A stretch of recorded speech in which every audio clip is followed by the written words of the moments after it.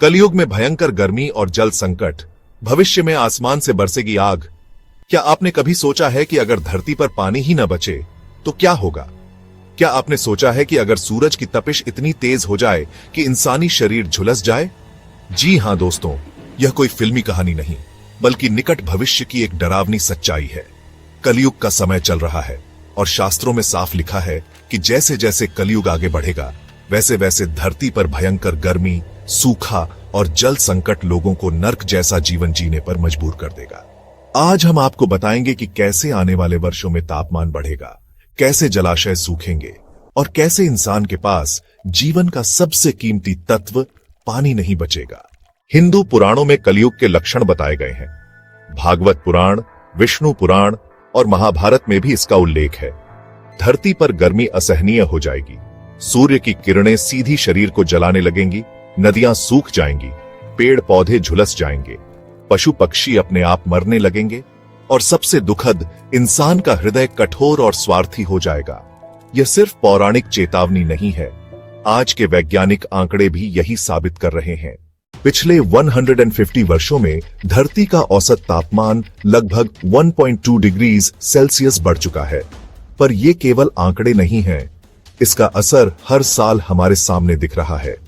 2023 और 2024 धरती के इतिहास के सबसे गर्म सालों में गिने गए।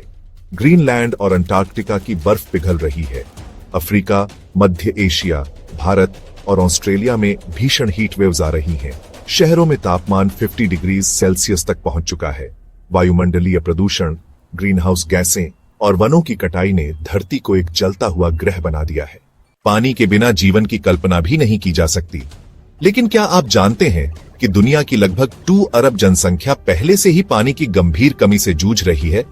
2030 तक दुनिया को 40% अधिक पानी की जरूरत होगी, लेकिन जल स्रोत कम हो रहे हैं। भारत जैसे देश में गंगा और यमुना जैसी पवित्र नदियां सूखने के कगार पर हैं।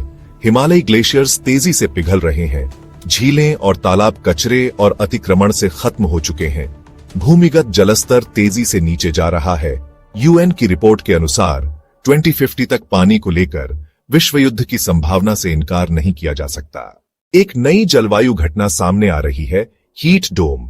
यह तब होता है जब गर्म हवा एक क्षेत्र में फंस जाती है और ऊपर से सूरज की किरणें लगातार उस क्षेत्र को जलाती रहती हैं। नॉर्थ अमेरिका और मिडिल ईस्ट में हीट डोम के कारण कई लोगों की जान जा चुकी है। अब यह खतरा भारत और दक्षिण एशिया की ओर बढ़ रहा है।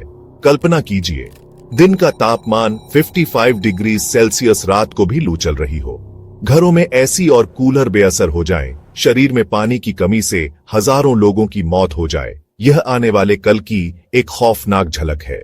भारत में हजारों वर्षों से नदियों को देवी माना गया है। गंगा, यमुना, सरस्वती, नर्मदा, ये सिर्फ जल स्रोत नहीं, जीवन की सांस्कृतिक और आध्यात्मिक धारा है। लेकिन गंगा में अब पहले जैसी जलधारा नहीं रही। सरस्वती तो पहले ही भूमिगत हो चुकी है। कावेरी विवाद जैसे जल झगड़े राज्यों को आपस में लड़वा रहे हैं। नर्मदा के किनारे अब उद्योगों का कचरा बह रहा है।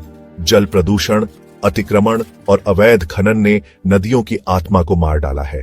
हम इंसानों को शायद देर से समझ आए, लेकिन प्रकृति ने पहले ही संकेत देना शुरू कर दिया है। हर साल हजारों पक्षी गर्मी से मर जाते हैं। जंगलों में आग आम बात हो गई है। ऑस्ट्रेलिया, कैलिफोर्निया, ग्रीस पानी की कमी से जंगली जानवर गांवों और शहरों की ओर भाग रहे हैं। प्राकृतिक आवास खत्म हो रहे हैं, जिससे प्रजातियां विलुप्त हो रही हैं। प्रकृति जैसे इंसानों को चेतावनी दे रही है, अगर अब नहीं रुके तो तुम भी इसी धरती पर खत्म हो जाओगे। कल्पना कीजिए, आसमान से पानी नहीं, आग बरस रही हो। हर इंसान के पास सिर्फ एक गिलास पानी हो। नदियां इतिहास बन चुकी हो।